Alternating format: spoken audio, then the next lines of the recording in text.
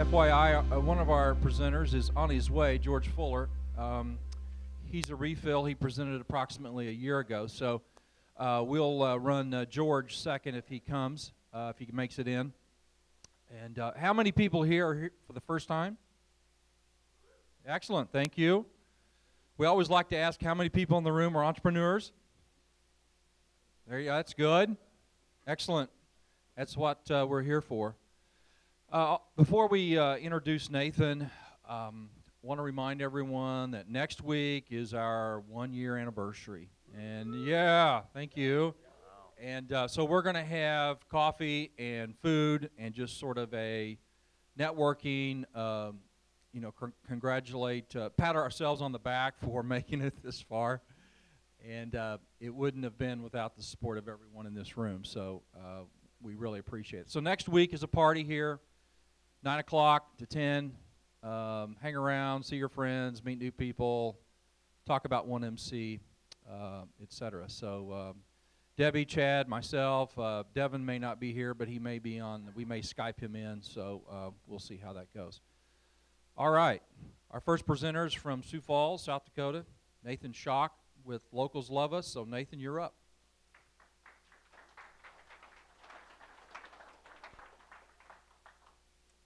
Thanks much, and thanks for having me. This is my 5th 1 Million Cups, the 5th chapter that I've presented to, and I love getting around and meeting with other entrepreneurs and getting grilled and talking about what I love to do for a living.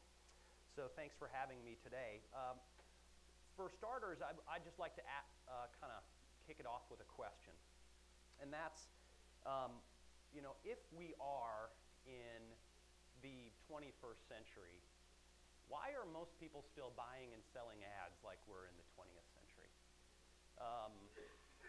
And we'll come back to what I think is part of our solution to this question at the end. But I just want you to kind of think about that. Keep that in the back of your mind. Now, don't get me wrong. Advertisers love these proliferation of media because they are more than happy to chase consumers down each one of these new channels, and chase them they will. Advertising has become a ubiquitous and largely unavoidable part of our lives. Although not completely unavoidable, because I'm sure some of you identify with this, that the average consumer is blocking, skipping, and in some cases even paying to avoid advertising. Now, you know you have a problem with your content when people are willing to pay money just to avoid what you're producing, which is the case with people who are paying to buy ad-free apps. So that should be a clue to most advertisers that something's just a little not right. But the thing is consumers still need to get product information. And this same kind of digital expansion that we're seeing that's led to all these opportunities is also giving them additional opportunities to find more trusted sources of information. How many of you see these kinds of things in your Facebook and Twitter feeds every day like I do? People asking for a recommendation for a roofer and someone to replace their gutters, which is about a $15,000 to $20,000 expense, by the way. Another one here on the right looking for a recommendation for a realtor. And we've gotten so used to seeing these things and to giving these that sometimes they don't even have to spell it out. They'll just say something like, plumber recommendations? Thank you. And we're also more than willing to give this information so that the person there on the right says, if anyone is looking for a cleaning lady, I think mine is pretty awesome. And so we're reaching out more to our own networks to find this information that traditionally came from other sources. We're looking for those more trusted sources of information. Another one of those is the more anonymous online review type sources. How many of you have gone to Amazon to read product reviews even though you're not buying from Amazon?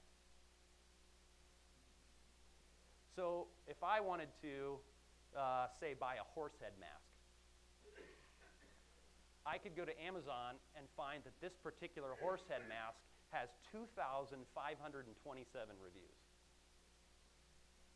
And with an average of 4.5 stars, I could feel pretty confident that that's going to be a good horse head mask. And that I can go ahead and feel confident in my purchase. And so the Nielsen company does an annual trust and advertising survey, and they look specifically at what are those sources of information that we trust. And no surprise, 2 out of the top 3 are recommendations from people I know and consumer opinions posted online.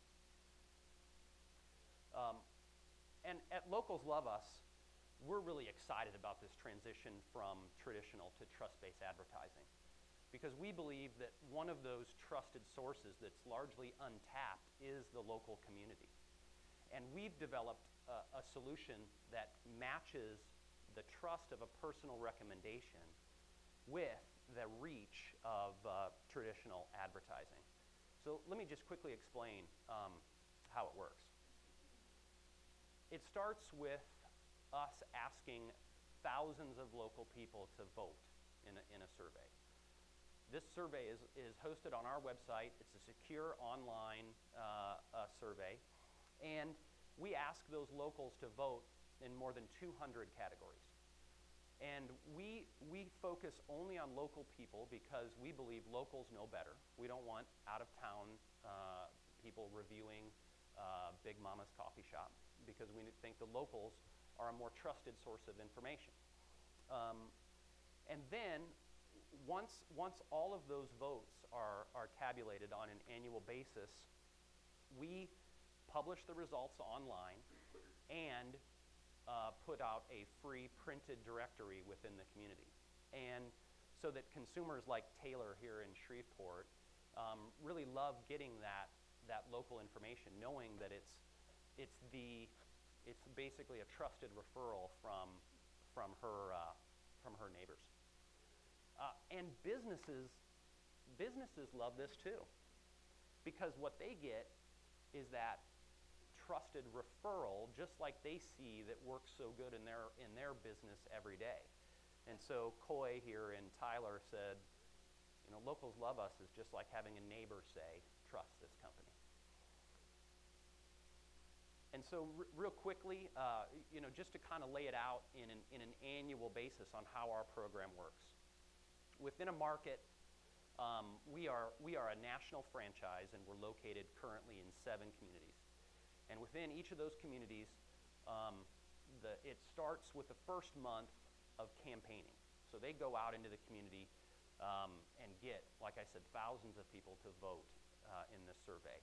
I could get into why we like votes better than reviews, but I'll keep it simple for now. Then the way our program works is that those annual results are published.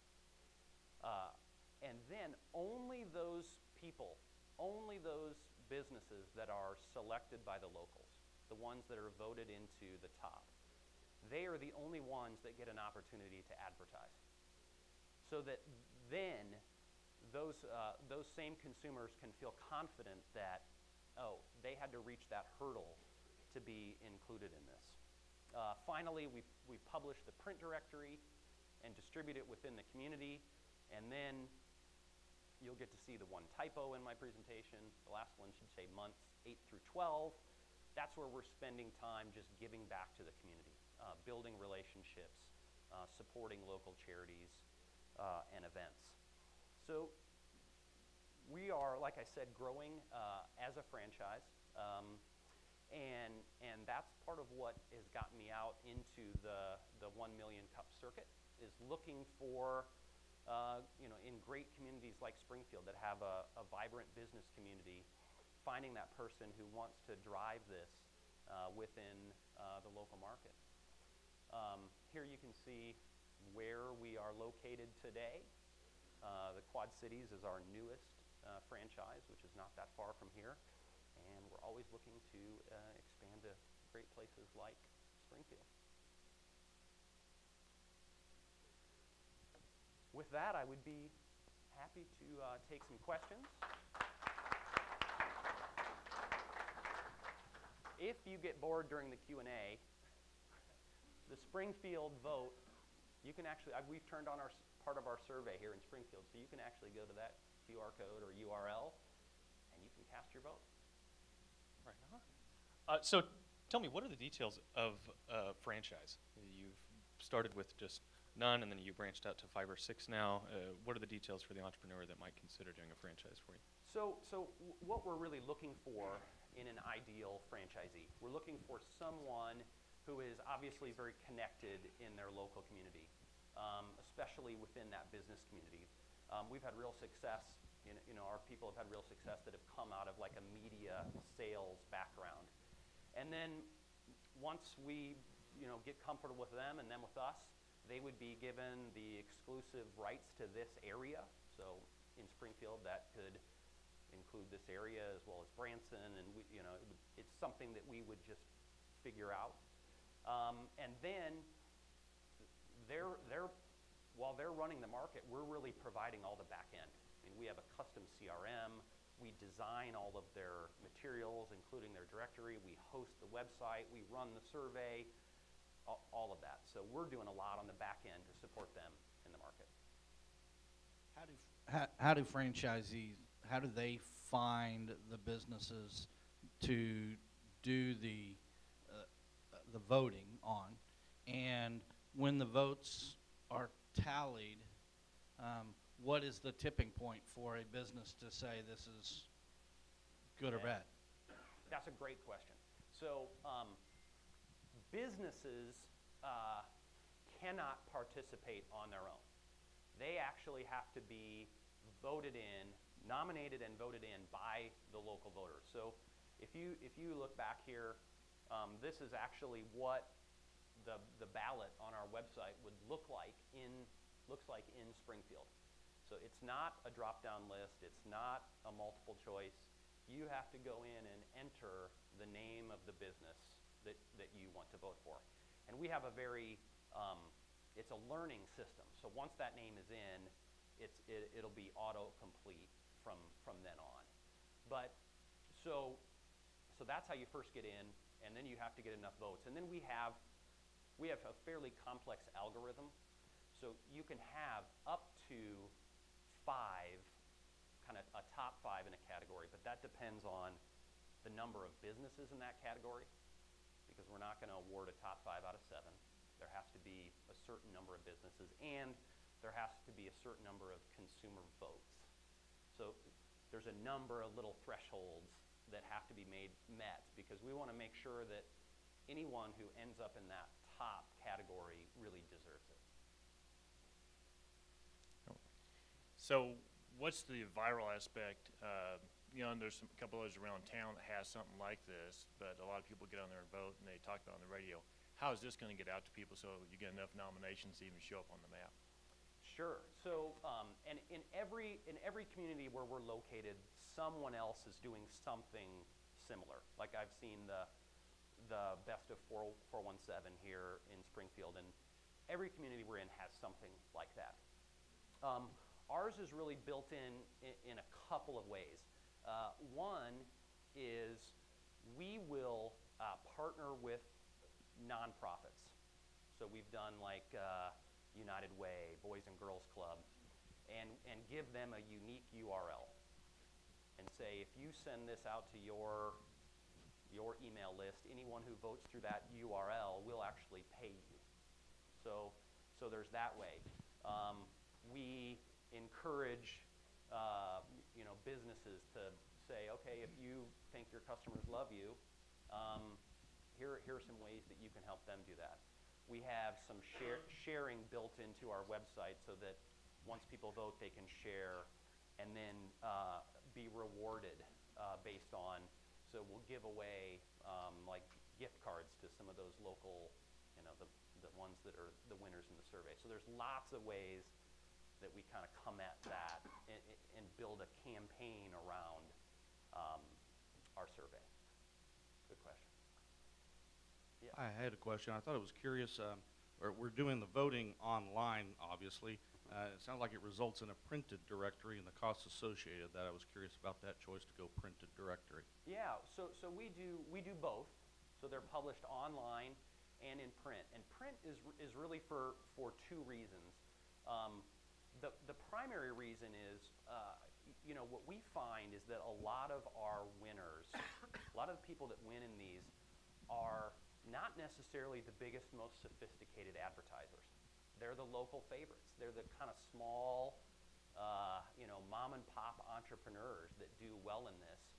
And a lot of times they're more comfortable with a printed product. And the second is, we're still real believers in kind of niche print.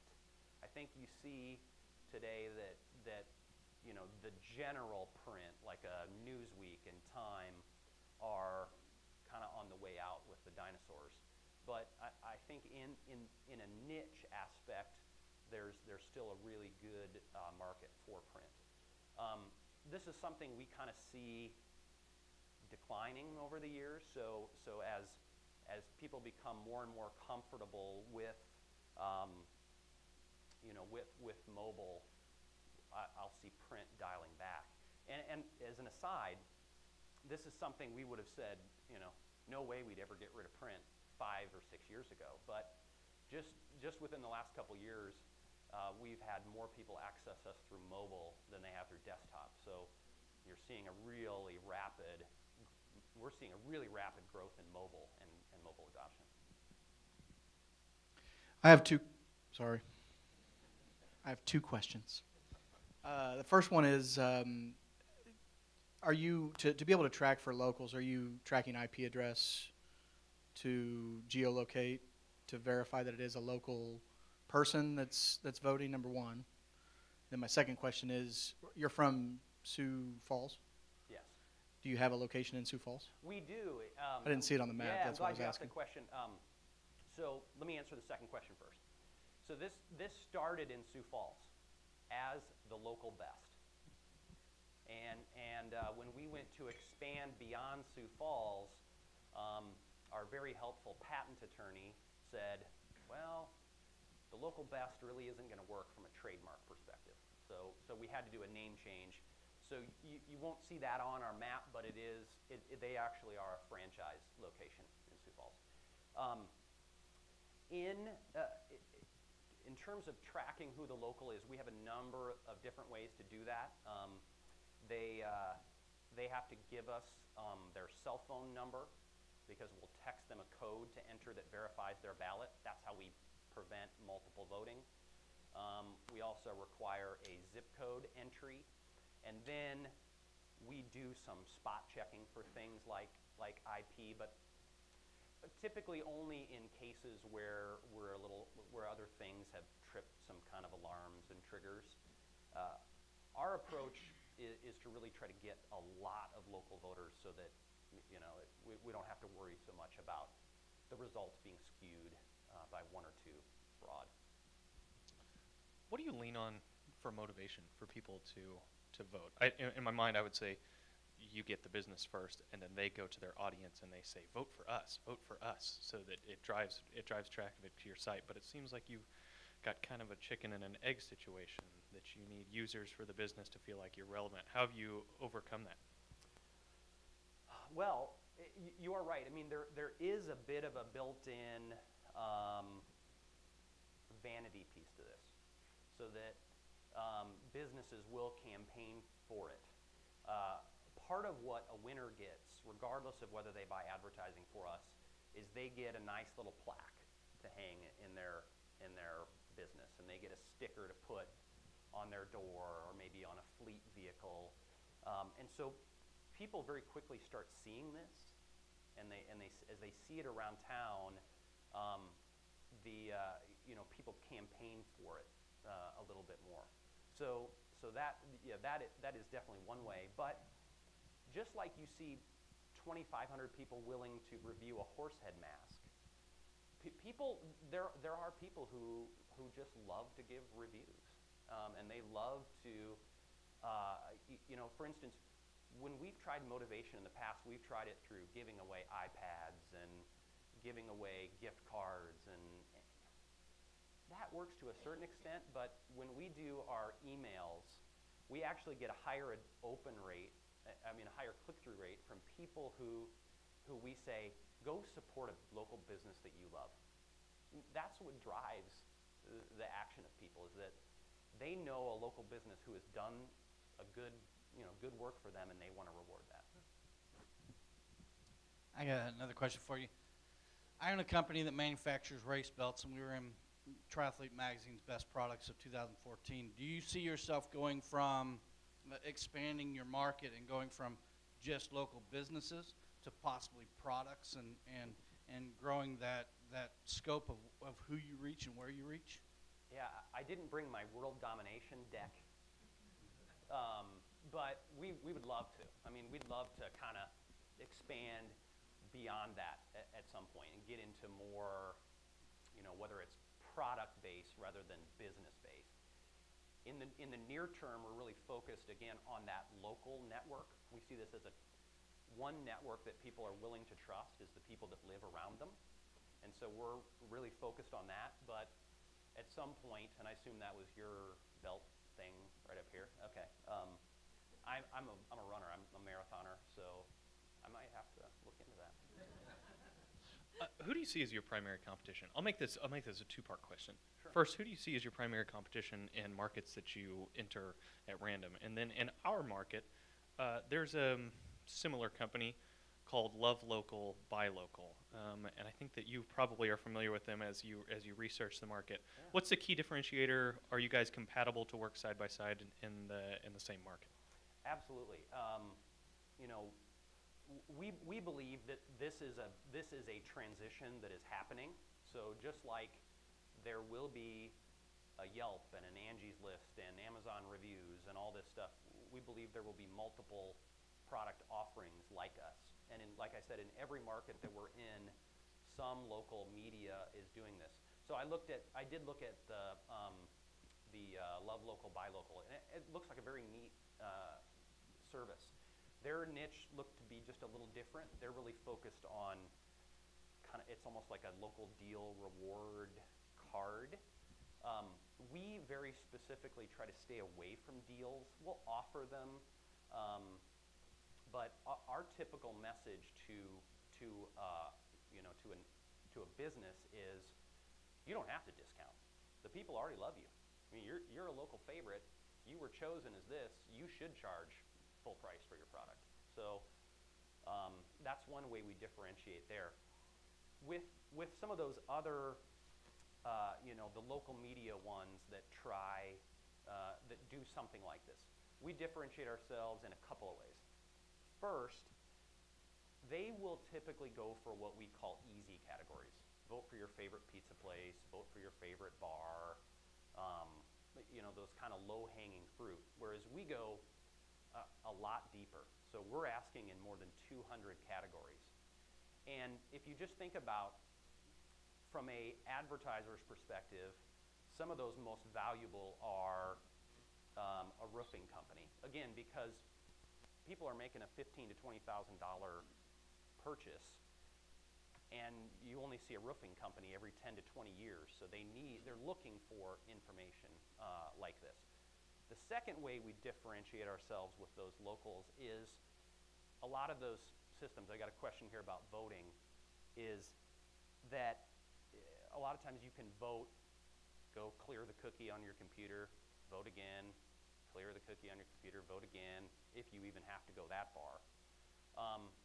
Whereas we, by requiring them to give us an email address and a cell phone number that we text a verification code to, we can lock the data down much more to kind of one person, one vote. Good question, Chad. So Nathan, as we wrap up today, and thank you for coming all the way from Sioux Falls, South Dakota. That's a long drive. What can we as a community do for you today? Well, Debbie, thank you so much for asking that question. So, what we're really looking for is we want to expand and grow. We've been working on this platform and this offering, and we've built it so that it can expand very easily. And so what does that mean? In Springfield, we're looking for that local franchisee. We want someone that would say, hey, that sounds similar to what I do or something like I've dreamed doing, and I really want to support this local business community in Springfield. And so that's what we're looking for, is that kind of person. And here's how to find me. Thank you, Nathan. Thank you so much.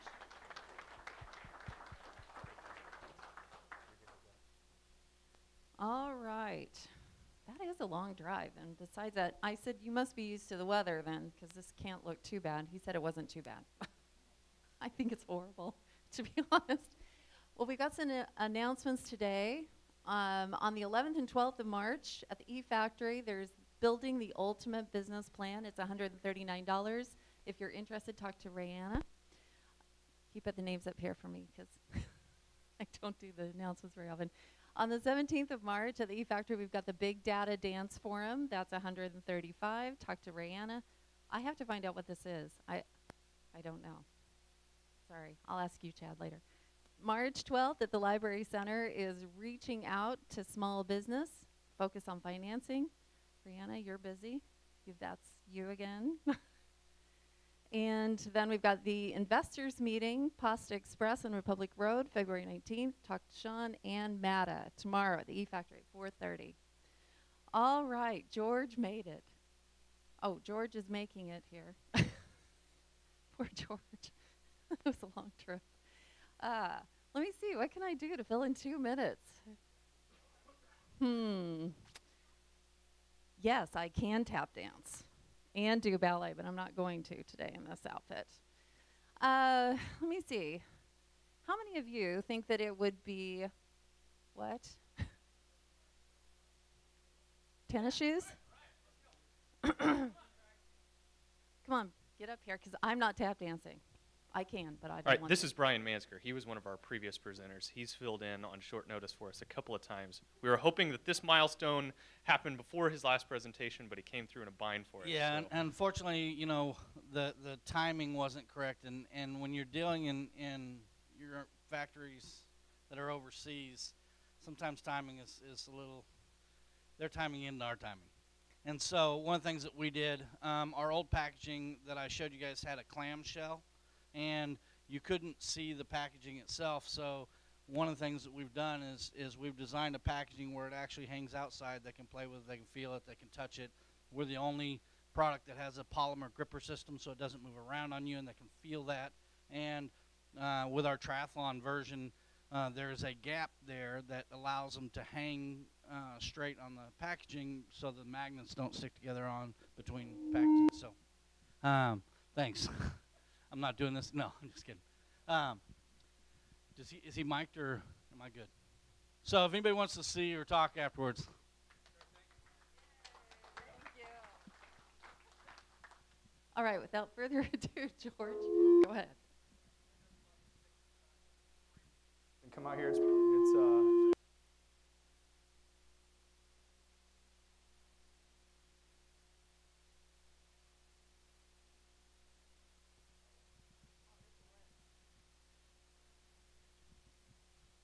All right, well, my name is George Fuller, and I'm the founder of IKTHOOS. This is a re-presentation, if you will, or though I do represent IKTHOOS, it's also a re-presentation. You'll get that later. But anyway, again, thanks for braving the elements and coming out here. I get the privilege to update what we're doing with IKTHOOS. It's been 11 months since I've been here, the privilege of being able to speak out here. So what's IKTHOOS been up to, what changes have been made, and what's next for our company?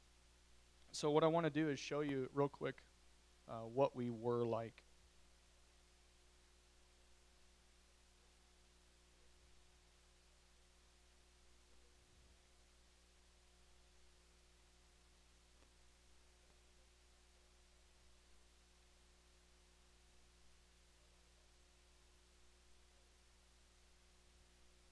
All right, that's where we were 11 months ago, trying to find someone to help us with a new website. And real quick, this is what our website should look like now. It's going to spin out of control real quick. But this is what our website looks right now. I'm going to go ahead and mute it so that way I can talk to you about it real quick. All right, so what's happening right now is I'm going through there and registering for an account with IKTHOOS. And IKTHOOS is an online directory for Christian-owned businesses and churches and missionaries, nonprofits, and church plants. So all those are shoved in there. I'm logged in at the top. I'm doing a search for home inspections in a zip code. And then I'm going to make sure that I can find one. There's categories on the side. It's going to go quick. There's categories on the side that I can filter through. There's also a plan and even the state down here. Let me move the cursor, and I'm going to find Green Home Professionals down at the bottom. And I'm going to go into their tackle box, same thing as a profile, and show you how you can claim this listing. So much like Nathan was saying, there's a verification right there. When you click Call Me Now, it's going to call that number, which is matched with the account itself, and you'll get the call, and then you put in the code, you verify, and then you start building your listing. So it says we're verified. I go in there and I can add descriptions. I can add categories. I can change the name if I want to, depending on what plan you have, and I'll get to it later. I didn't need that one anyway. Depending on the plan I have, there's different categories that you can choose from. I can set my hours of operation. I update that, and then that's the free plan there. There's other ones that I'll go to in a second. And then once you do that, you can go ahead and look at your listing. I know it's fast, but I appreciate your focus. So then I'm going to put a picture in there, so I'll show you how to do that. You just click Manage a Listing, and then you can go in there and upload a logo. And again, depending on your plan right here, you can do up to 15. There's a social media tab. You can put Facebook, Twitter, Instagram, Google+, things like that. I'm going to show you what the profile looks like, the tackle box, as we call it. And then right after that, see all the social shares that I just zoomed past? This is an email system to where we don't share your email information at all, because I don't like spam, just like you don't. And so you can email through this system. There's the share buttons I was talking about. You can share this profile with your friends, like the ratings and reviews type thing. So if I was going to search for home inspection, I would come up in Missouri under the category of home inspections. There it is again, and that goes right into the tackle box. And so with that, there's also the About Us page. You can find out more about what we're doing and how we got started. There's a What's a Christian page, because it's a Christian-owned business type directory, that target market. Not really little. 44% of America go to church every Sunday. And then this is really how to manage it and everything. So that's how fast, sorry about how fast that was, but just to give you an idea, an overview of what the website looks like. So it's a big difference between what it was and what it is now. I also want to show you the pricing real quick. That's the pricing that I was talking about, the different categories. There's paid, there's free. Anyone that's on there can get a free one. They go through a statement of faith, really, really easy there. So this is an update. Again, it's not to tell you to begin with. It's an update to where we were. And you saw that crazy looking green and blue, cloudy background, all that stuff. This one is so powerful. And then I'll show you real quick before I get into this, is that apart from the website, there's 3 books that's really influenced what I do in business. The first one is this book, Book Yourself Solid by Michael Port. And the reason why I like this is because it makes a distinction between target market and niche. And a lot of people I'm going to throw that term niche out there, and that means what I'm doing or who I'm targeting. Really, a target market, within this book, he proposes that a target market is specifically who you're targeting. That makes sense. And then niche is not a synonym to target market, but niche is actually what you offer to that target market. And that is what Michael Port says. So I'm going to go with what he's saying, because he's a best-selling author, actor, things like that. So that's cool. And so really the insight from that helped me reevaluate what IKTHOOS was all about. My niche, what I offered, was an online directory. My target market was Christian professionals. And so was IKTHOOS targeting the right market? Or were we offering the right niche? And so the second book that really influenced me was Start With Why. I really highly recommend all 3 of these. Start With Why by Simon Sinek. And this book helped me to see what and how I was doing. So why do we do what we do? And a friend of mine, Missy Martin, I meet with her. She's a business coach of mine, good friend of mine. We've both been in the military. She helps me to see what's right in front of me, but kind of out of focus. And we need people in our lives like this that can help us and ask us that these tough questions that we need to be asked. And so we spoke we speak out of the overflow of our hearts. And so I was in one of her brainstorming meetings, and she kept asking the question, why do you do what you do? And it flowed really well with what I was already reading. Maybe she was reading it too. And it came out, I just love hearing about what God is doing in the lives of Christians in business. That's what I love doing. I'm so passionate about that. I love hearing about what God is doing in the lives of Christians in business. And so that's my why. That's my starting point. And through this book, you'll notice that there's a target, and right in the middle, it says why, and the next ring out says how, and the next ring out says what. And that's how that's supposed to be done. You start with why. You know, I can listen to what you do all day, but I want to know why you do it, because that's where the passion lies. And if you can't explain to me, and if I can't explain to you and convey to you my passion, then why am I doing what I'm doing? I need to be doing something else, right? So that leads me into the next one. This book, real quick, is The Lean Startup. The Lean Startup by Eric Ries. And this book helped me cut through the fat and the special features, because it proposes the minimal viable product. The last time I was here, I was like, I need all these features, and I need all this coding and everything else. I stripped it down to the minimal basics. In fact, we don't even have ratings and reviews on there right now. That's like stage 2. It's a minimal viable product. What does that mean? It's to get it out in the hands of the users so that we can get interaction and feedback. So I wasted a lot of time over the past 3 or 4 years researching what that old website looked like. And then all of a sudden I get this, and it says start with why, and then all of a sudden you need to do a minimum viable product, and your minimum viable product needs to be to where everybody can use it and you can get feedback. If you're going to waste your time on features and things, then you're just going to lose out. And I wasted so much time on features and making it look special. And so now the new website is stripped down to the minimum viable product. On November 12th, 2014, we launched the new website that you saw, breeze through real quick. And with that one, what we did was, out of tons of data collection and verifying these Christian business owners and these Christian-owned businesses, things like that, we have populated almost 49,000 listings. And so with that, that doesn't mean that we have 49,000 members. That just means that it becomes a resource right away. If the old website had 0, and we're like, hey, come on and join. And if you're a business owner, you're like, well, I'm going to do a search. Nobody's on there. I ain't going to put my business on there. But then when there's 49,000 listings on there, then it becomes a powerful resource. So this book helped me to pivot. That's the second thing about this book. The hardest part, Eric Ries says, about entrepreneurship is to develop the judgment to know when it's time to change direction and when it's time to stay the course. Notice he didn't say give up. So as you know, a pivot is a small direction. If I'm walking this way and I pivot, I just do this. It's a pivot. I like how the microphone emphasizes the pivot. Okay, good. So as we move forward in the pivot, over the last 3 years, I've led local networking group called Believers in Business. And through that, I get to connect with Christian professionals. But the thing was once I got confronted with this, like, I need to change. My business needs to change. What is it? How am I supposed to tuck Believers in Business and IKTHOOS together? How's that supposed to look? So I'm in a deer stand the day after Christmas. I'm watching the sunrise over a lake. And I think, well, there's networking meetings and then there's chapters. And so instead of having the networking meetings, and I'll let you read that as well while I'm talking here, but instead of having the networking meetings as a side thing and the directory as my focus, why not switch them? Why not make IKTHOOS Christian Professional Networking and then have Believers in Business as one of the chapters? And then I can very easily take the directory and make that as an added benefit to what I'm already doing. So it was that switch, and that was my pivot right there.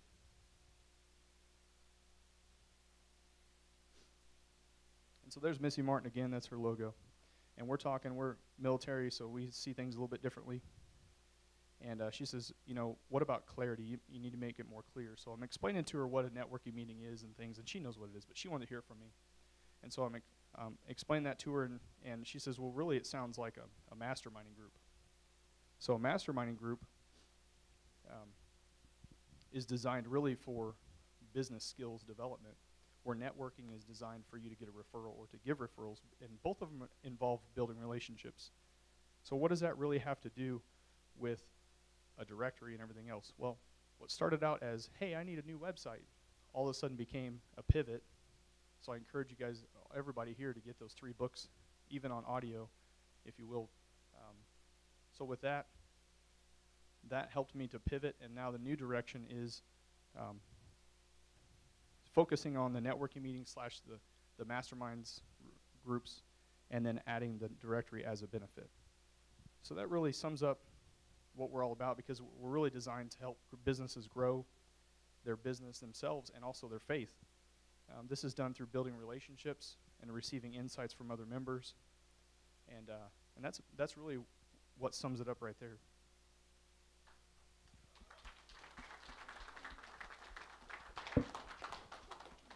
George, you've made huge strides since the last time that you can keep that microphone.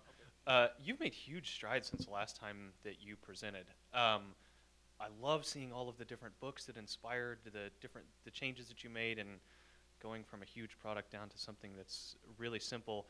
What was it that clicked that made you realize that you should abandon some of your preconceived notions and invest in resources that might help you propel the business?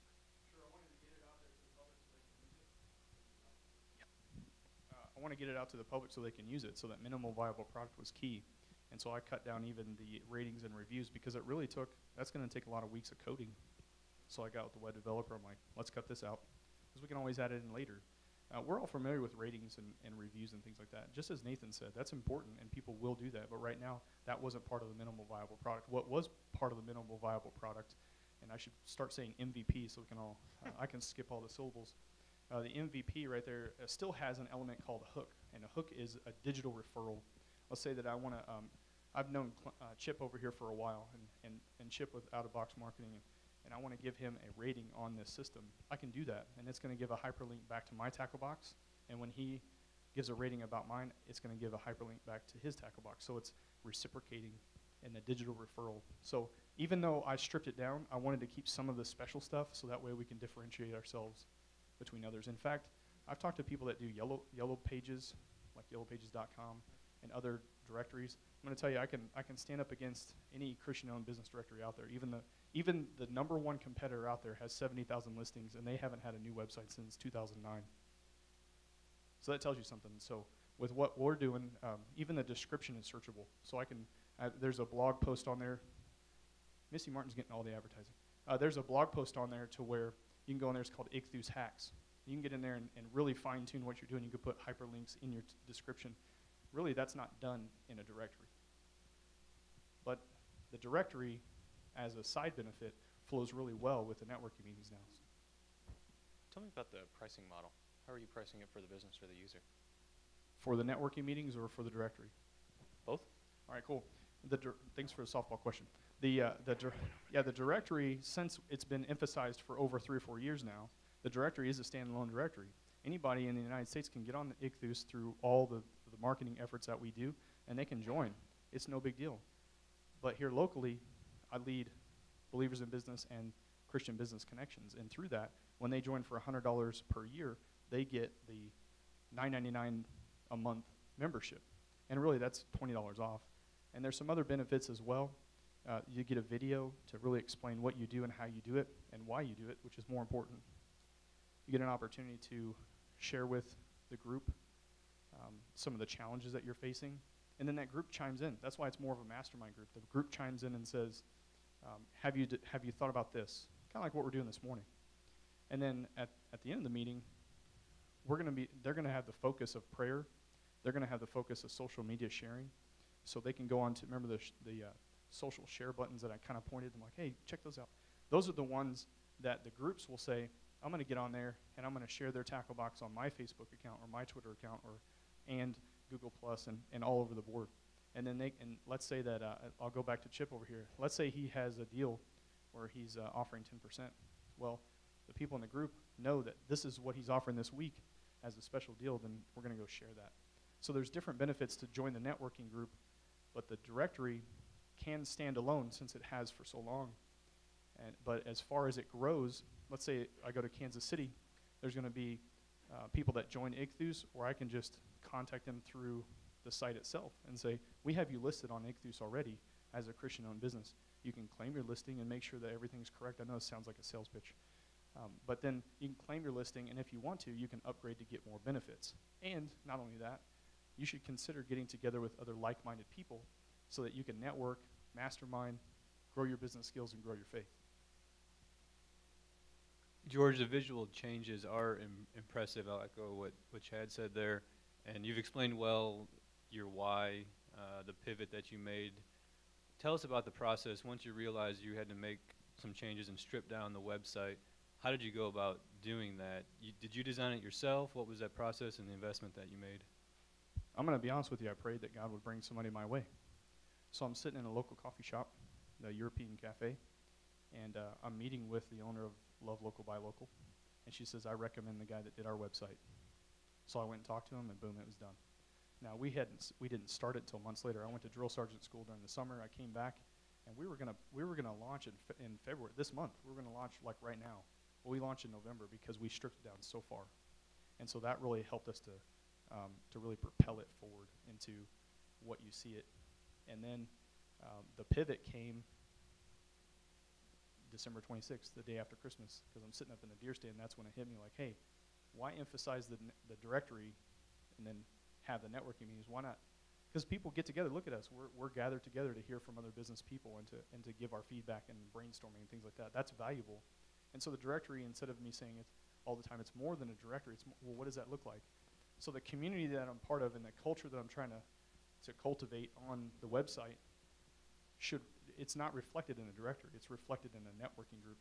So that's why it came together all at once. You can call it an epiphany. You can call it serendipity. You can call it whatever you want, but I think it's God's timing. George, I kind of have a two-part question. First, are you willing to share your stats, your traffic stats, how many people are currently coming to the site? And then also, what does it look like for a missionary or a church to be part of your directory? Do they pay the same monthly fees that a business would pay? Yeah, that's some great questions there. Now, I'm going to start off with the stats. And I'm going to show you some things here real quick because I don't want to take too much of your time. But while it's processing here, I'm going to show you some back-end stuff. This is all the admin. So I can go in here and look at analytics. And this isn't going to be overly impressive, but I'll show you exactly what we do and how we do it. And of course, it's going to ask for other things. Let's just do this real quick. Let's do it simple. So this is really like who's on it right now. 2 people. Not impressive. But then as you go down, you're going to see in this version, I hope, but there's a way that you can see all the people now, the traffic has been on there, and how it's generated over time. And so this is a really small area. And I'd love to show you, but that one's really a scaled down version of what I can show you, which is more impressive than just 2 people. Because when you look at it, it's going to give you averages and how many people have gone on there and how many people how deep they've gone in the pages. When you have something that's almost 49,000 listings, that's a lot of pages. And right off the bat, right out of the gate, we saw people searching for all kinds of things that I have no idea who they are. I know where they are because of our analytics, but they're searching for local plumbers. They're looking for painters. They're looking any service trade or any products, services out there. So that's neat that because really people are looking for Christians in business because we're going to do business with people we know and trust. Is that not true? So there's a level of trust that's already there. Of course, some people take advantage of that, and some people run it through the mud, but there's a level of trust already established with that. That's why they're so powerful. But and then as far as churches and missionaries and everything, they can join the same way a business can join. They can keep the free one, or they can add as they go. So if they have like ministries that they want to put in, like children's ministry or teen group or anything like that, they can move up in price. That's a switch from what we did before. And I tell you, the last time we did it was $19.99 flat. And so how was I supposed to generate any traffic, not only to use it as a resource, but also to say, I'm going to try this out as a freemium type thing, and then go in there and look at it, and then maybe I'll upgrade. And then when we relaunched it, there's 4 different packages, as you saw. Does that answer your question? Okay.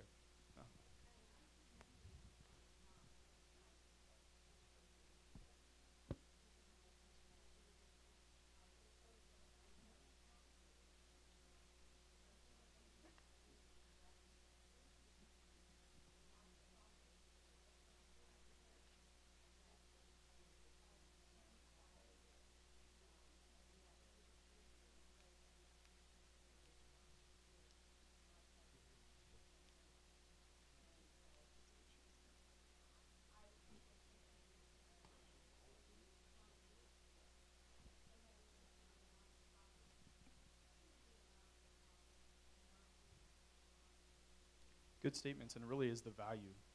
Am I supplying the value where people will say, here, take my money? Or they're going to say, I don't know if I want to spend this on your site. Yes, sir.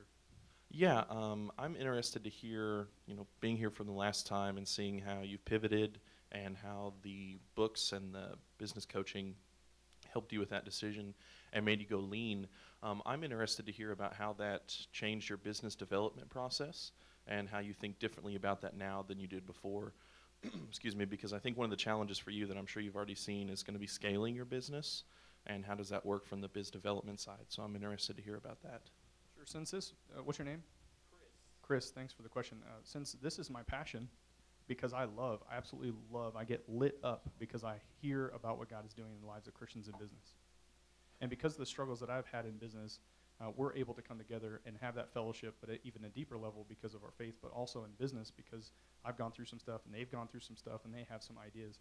Now the scalability of it is this. Again, I've got connections in Kansas City. I grew up there. I've got a financial advisor that wants to host a meeting up there. So I go up there and I go through kind of like a vetting process, or maybe he can give a pastoral recommendation, things like that. And then he can lead a local networking group, a local mastermind group. Really, I'm switching back and forth from those because I'm on the fence about it, but I'm leaning towards the mastermind group. And it's a facilitator. It's not someone that's going to do a lot of paperwork. It's just someone that's going to facilitate and open up in prayer, things like that, and keep the meeting focused on what we're there to do. And does that answer your question? Okay, good. I think to trail off of that question, I'd like to know, so you established what your MVP was, and then you'll build features on that according to what your users like or your users want. How are you gaining the feedback from each of those individuals, and what does the process look like for you to roll out a new feature, gather some feedback, keep it, or toss it? Yeah, in the book you'll see different areas of how to make it quantitative and qualitative data. I really recommend those three sources. And then as you go through it, it'll say, make sure that you're doing this. And if it's not doing that, you have to have an accountability type process, that like a marketing accountability, so that you say, this is our goal. If we don't do this, then we need to either pivot or there's different type of pivots. I'm not going to go into detail because of time, but there's a segment pivot. This would be a segment pivot. And so with that, that allows the person to evaluate what they're doing and how they're doing it. Yes. Why .org instead of .com? It's a good question. It came back up from last time. .com was taken. The guy is stubborn. Give me .com. But the .org was just available. And I spelled IKTHOOS. That's a Greek word for the Christian fish. It's spelled phonetically. People get on to me. They're like, that's not the transliteration. Okay. How would you spell it? And then I rattle off the Greek words to them. Like, okay, I'll back off. Because it really is IKTHOOS as far as the phonetic spelling. The .org is because it was available. But I have like 70 domains, one of them being ChristianOwnedBusinesses.com. That redirects right to the site. So any type of variation in Christian-owned business or Christians in business or Jesus in the workplace, Christians in the workplace, you name it. I probably have it somewhere, or I'm waiting for someone to let go of it so that I can get it. We also own, since the new domain came out, like .com or .org, that now they have ones that are called .church or .guru or whatever. We have Christian-owned .directory or Christian-owned business .directory or any variation of that. So really that helps us out with if you're going to search something, it's going to redirect to it. Then my next question would be, you were talking about your vetting process.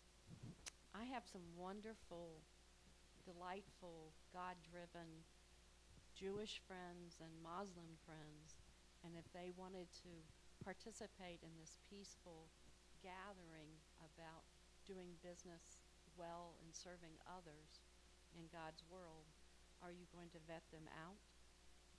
I wouldn't have to vet them. They'd probably vet themselves out because there's a certain amount of gates that they would come through as far as the statement of faith.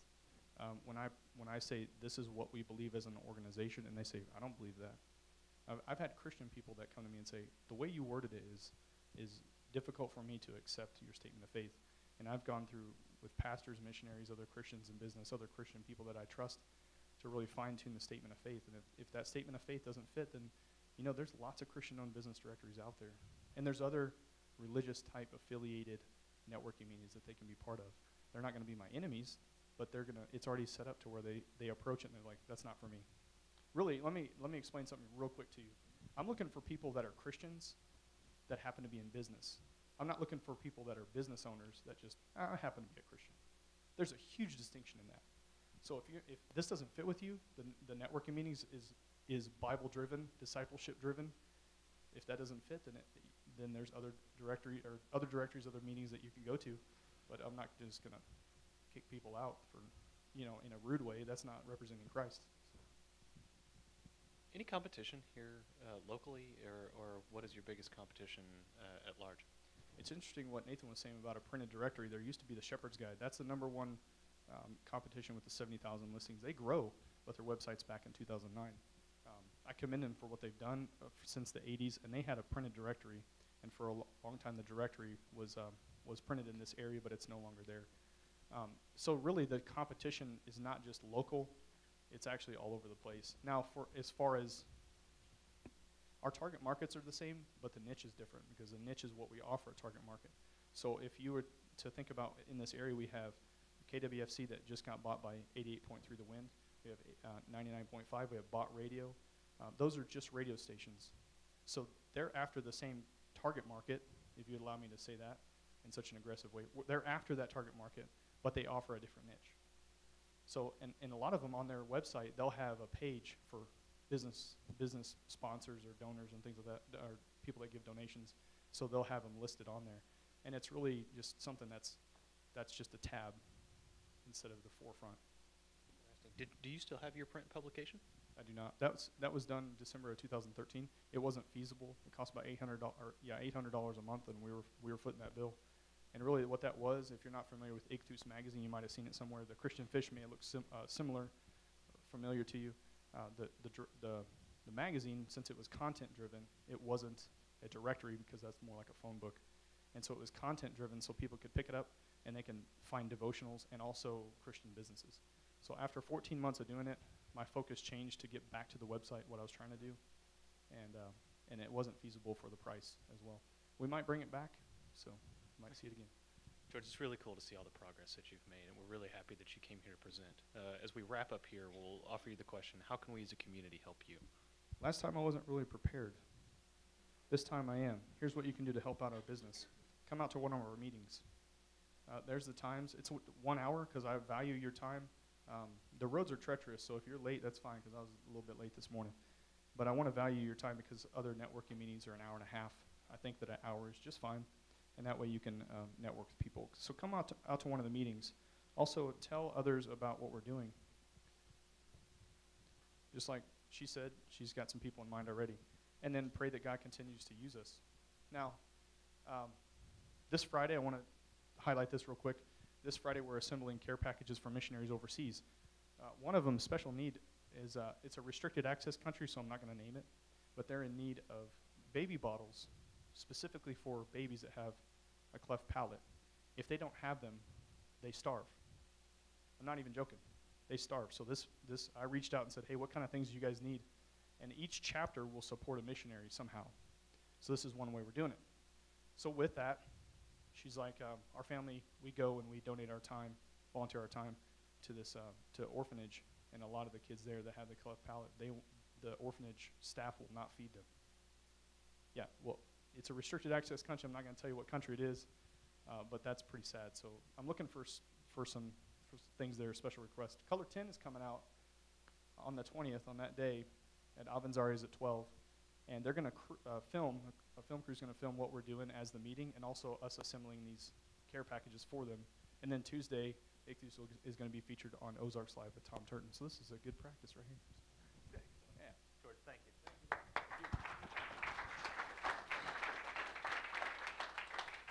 Okay, guys, we're typically pretty punctual. Thanks for letting us go just a few minutes over. Thanks also to all of you for braving the cold and making it out here, especially those of you who is your first time. I promise next time the room will be packed because it will be our anniversary party, and that's next week. We're going to have food. It'll be a little bit non-traditional, maybe hear a couple words from us, and then just allow you guys to enjoy some Panera and a little bit of networking. So thank you for attending. We'll see you next week.